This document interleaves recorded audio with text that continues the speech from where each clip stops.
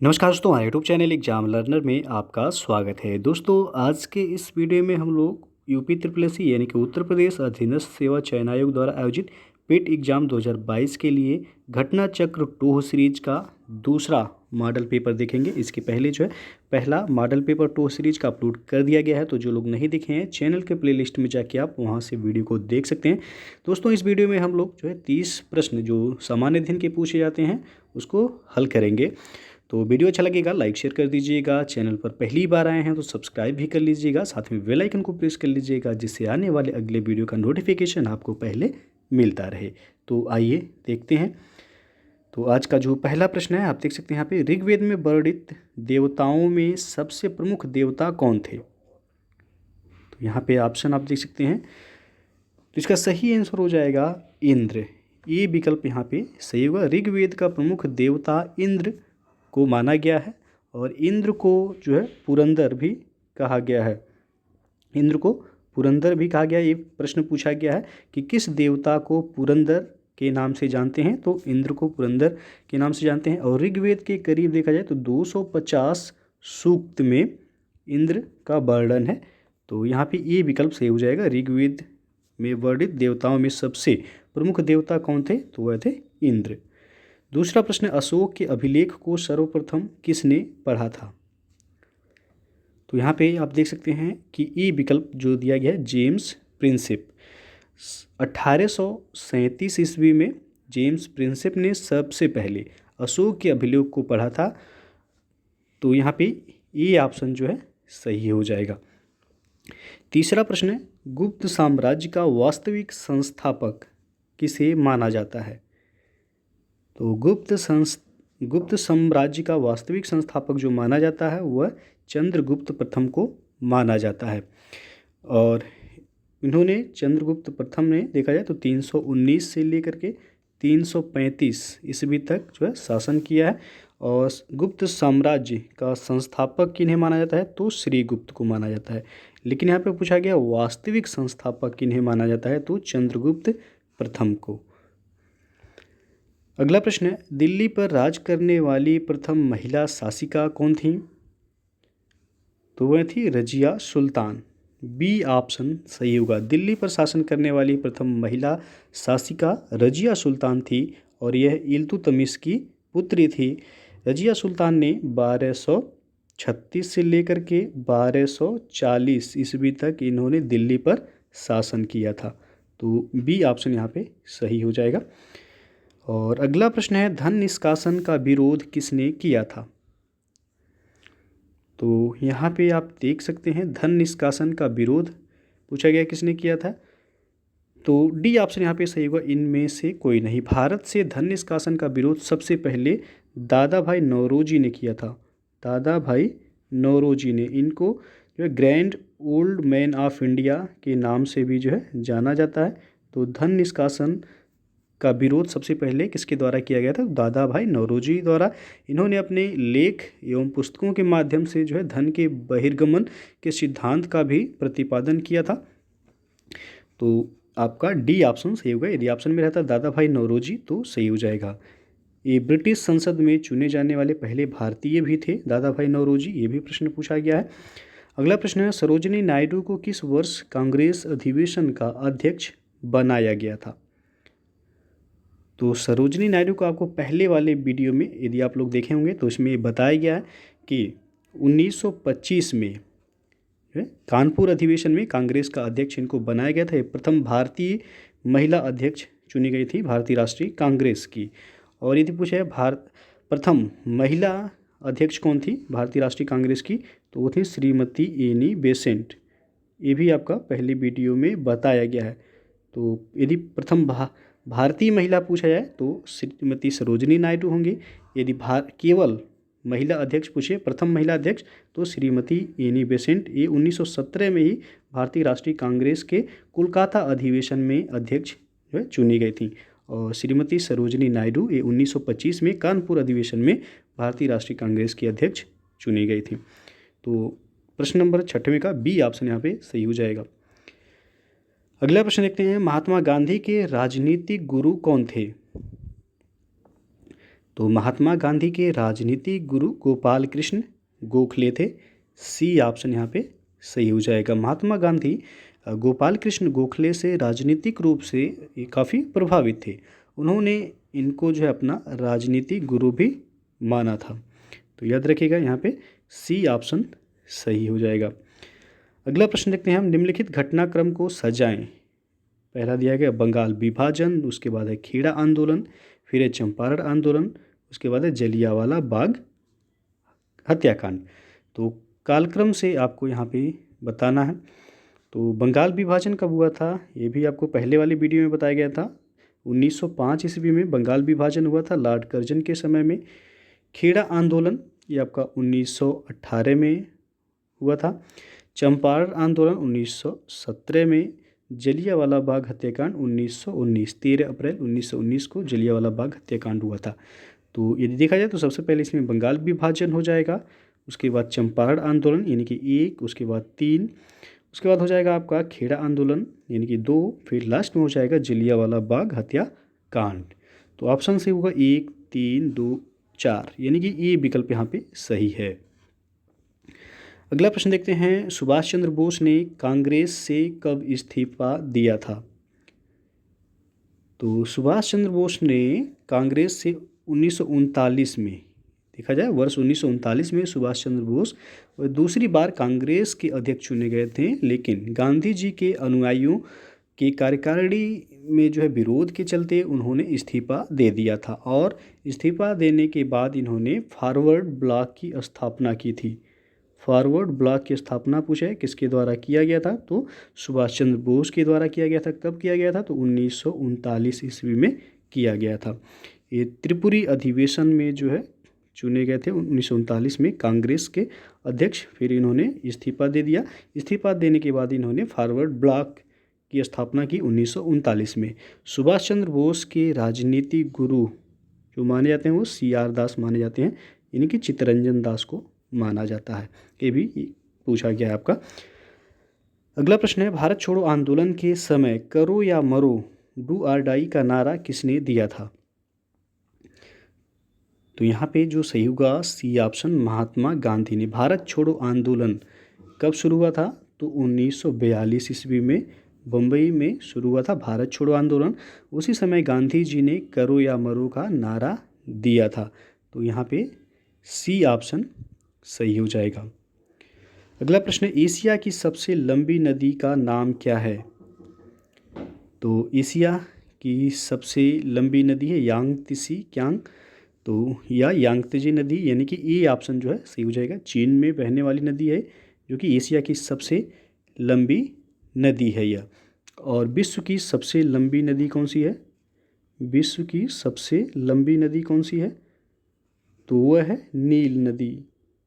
नील नदी विश्व की सबसे लंबी नदी है और बहाव की दृष्टि से यानी कि पानी की आयतन की दृष्टि से देखा जाए सबसे बड़ी नदी तो वह अमेजन नदी है, अमेजन नदी। लेकिन विश्व की सबसे लंबी नदी पूछा जाए तो वो होगा नील नदी। भारत की सबसे लंबी नदी क्या है, तो गंगा नदी है भारत की सबसे लंबी नदी। और ये इसकी लंबाई कितनी है गंगा की, तो 2525 किलोमीटर जो है गंगा नदी की लंबाई है। तो भारत की सबसे लंबी नदी पूछा जाए तो गंगा नदी हो जाएगा। और एशिया की सबसे लंबी नदी है यांगत्से क्यांग यानी कि यांगत्से नदी, और विश्व की सबसे लंबी नदी है नील नदी। अगला प्रश्न है आपका, निम्नलिखित का मिलान कीजिए। एक तरफ दिया गया आपका पर्वत श्रृंखला और दूसरी तरफ दिया गया है महाद्वीप। तो कौन सी पर्वत श्रृंखला कौन से महाद्वीप में है ये आपको मिलान करना है। तो हिमालय आपका किस महाद्वीप में है, तो हिमालय आपका एशिया महाद्वीप में है। ये का हो जाएगा यहाँ पहले का सी हो जाएगा, पहले का सी हो गया यहाँ पे। हिमालय जिसकी सबसे ऊंची चोटी है माउंट एवरेस्ट, माउंट एवरेस्ट की ऊंचाई पूछा जाता है आपसे। तो माउंट एवरेस्ट की ऊंचाई देखा जाए तो 8848.86 मीटर वर्तमान में हो गया है माउंट एवरेस्ट की ऊंचाई। और ये आपका नेपाल में स्थित है। और नेपाल आपका किस महाद्वीप में पड़ता है, तो एशिया में ही पड़ता है। तो पहले का यहाँ पे सी हो जाएगा। उसके बाद है एंडीज। तो एंडीज ये आपका दक्षिण अमेरिका महाद्वीप में है। विश्व की सबसे लंबी पर्वत श्रृंखला है एंडीज, ये आपका दक्षिण अमेरिका महाद्वीप में है। दूसरे का हो जाएगा यहाँ पे ई। फिर है रॉकी, तो रॉकी आपका उत्तरी अमेरिका महाद्वीप में है। तो तीसरे का हो जाएगा बी, CAB जिस ऑप्शन में होगा वह सही होगा। तो CAB आप देख सकते हैं कि बी विकल्प यहाँ पे सही हो जाएगा। अगला प्रश्न देखते हैं, कोयला भंडार के मामले में 2020 के अंत तक की स्थिति के अनुसार दुनिया में भारत का स्थान कौन सा था? तो इसमें देखा जाए भारत का स्थान 5वां था। 2020 के अंत में पूछा गया, अंत की स्थिति तक पूछा गया। तो कोयला भंडार के मामले में देखा जाए तो 2020 के अंत तक जो स्थिति थी भारत की, वो जो है विश्व में 5वें स्थान पर था। जबकि पहले स्थान पे इसमें देखा जाए तो संयुक्त राज्य अमेरिका है, उसके बाद दूसरे पे रूस है, तीसरे पे ऑस्ट्रेलिया है, चौथे पे चीन है। भारत का स्थान इसमें 5वां है। तो ये विकल्प जो है सही है यहाँ।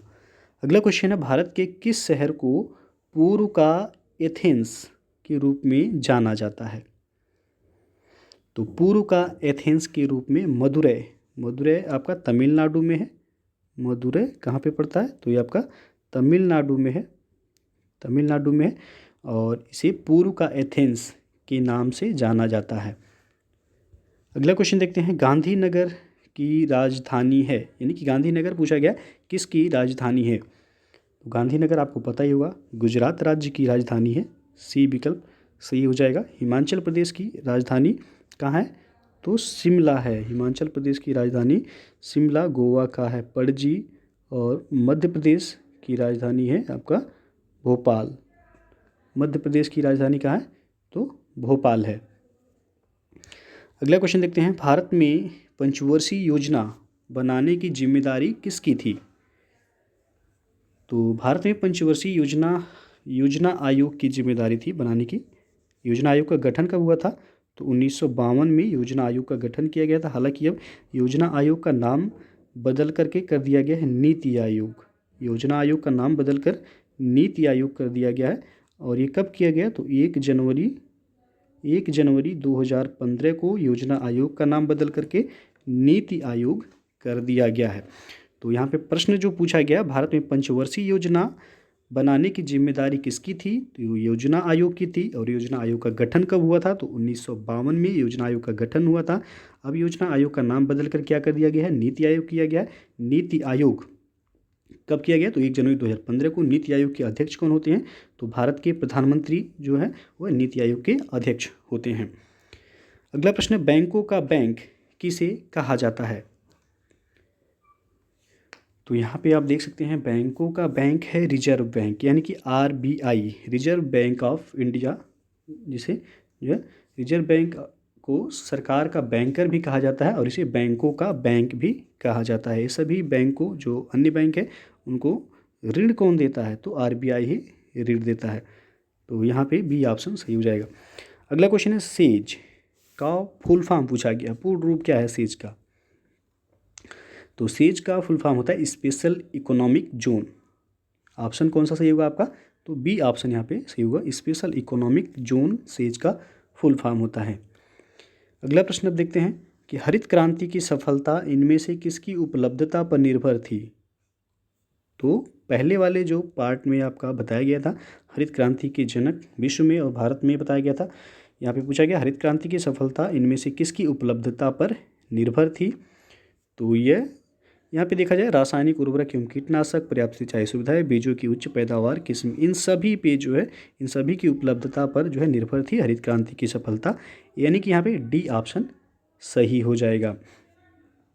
और देखा जाए हरित क्रांति का जनक विश्व में किसे कहा जाता है? बताया भी गया था आपको पहले वीडियो में, नॉर्मन बोरलॉग को विश्व में हरित क्रांति का जनक के रूप में जाना जाता है। और भारत में पूछा है तो डॉक्टर EMS स्वामीनाथन को हरित क्रांति का जनक के रूप में जाना जाता है भारत में।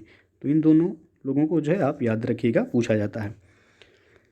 अगला क्वेश्चन है, बैंकिंग के क्षेत्र में CBS में सी का पूर्ण रूप पूछा गया है। बैंकिंग के क्षेत्र में यूज होता है CBS शब्द, जिसमें सी का जो है पूछा गया क्या मतलब होता है?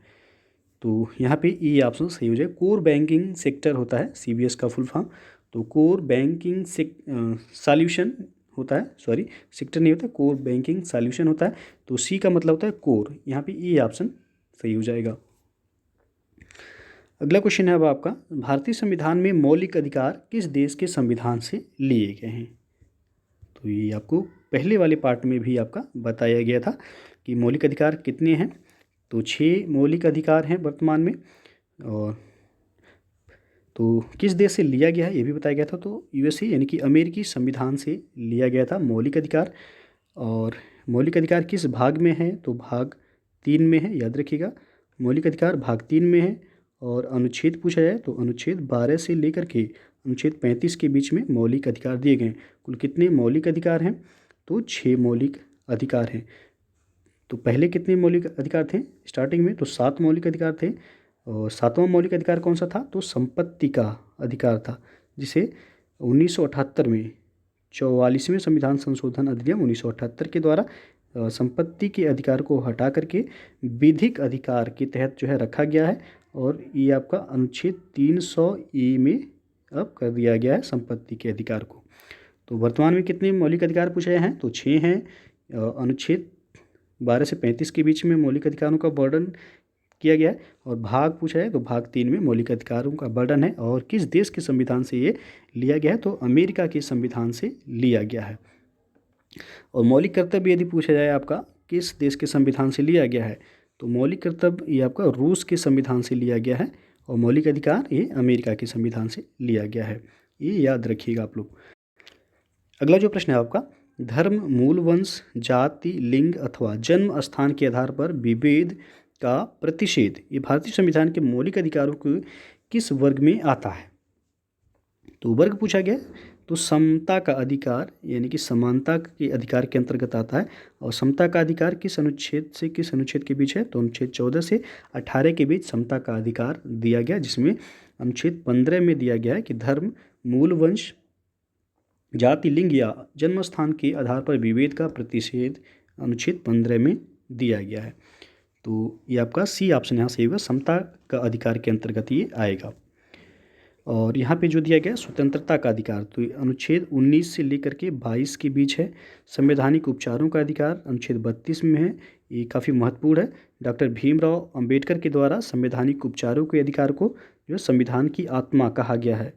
तो ये प्रश्न भी आपका पूछा गया है कई एग्जाम में, संविधान की आत्मा डॉक्टर भीमराव अंबेडकर द्वारा किसे कहा गया है, तो संवैधानिक उपचारों के अधिकार को ही कहा गया है। जहाँ पे यदि दिया जाए डॉक्टर भीमराव अंबेडकर शब्द जोड़ के पूछा जाए तब संवैधानिक उपचारों का अधिकार होगा। वैसे संविधान की आत्मा किसे कहा गया है, तो वैसे तो प्रस्तावना को जो है संविधान की आत्मा माना जाता है। लेकिन जब पूछा है डॉक्टर भीमराव अंबेडकर के द्वारा किसे संविधान की आत्मा माना गया है, तो अनुच्छेद 32 यानी कि संवैधानिक उपचारों के अधिकार को जो है माना गया है संविधान की आत्मा। यहाँ पे आपका सी ऑप्शन सही होगा 22वें प्रश्न का। और धार्मिक स्वतंत्रता का अधिकार ये आपका अनुच्छेद 25 से अनुच्छेद 28 के बीच में इसका वर्णन है। अगला क्वेश्चन है, लोकसभा के सदस्यों का कार्यकाल कितने वर्षों का होता है। तो लोकसभा के सदस्यों का कार्यकाल 5 वर्षों का होता है। और लोकसभा सदस्य चुनने के लिए पूछा जाता है उम्र कितनी होनी चाहिए, तो 25 वर्ष जो है उम्र होनी चाहिए लोकसभा सदस्य को चुनने के लिए। तो 5 वर्ष इनका कार्यकाल होता है।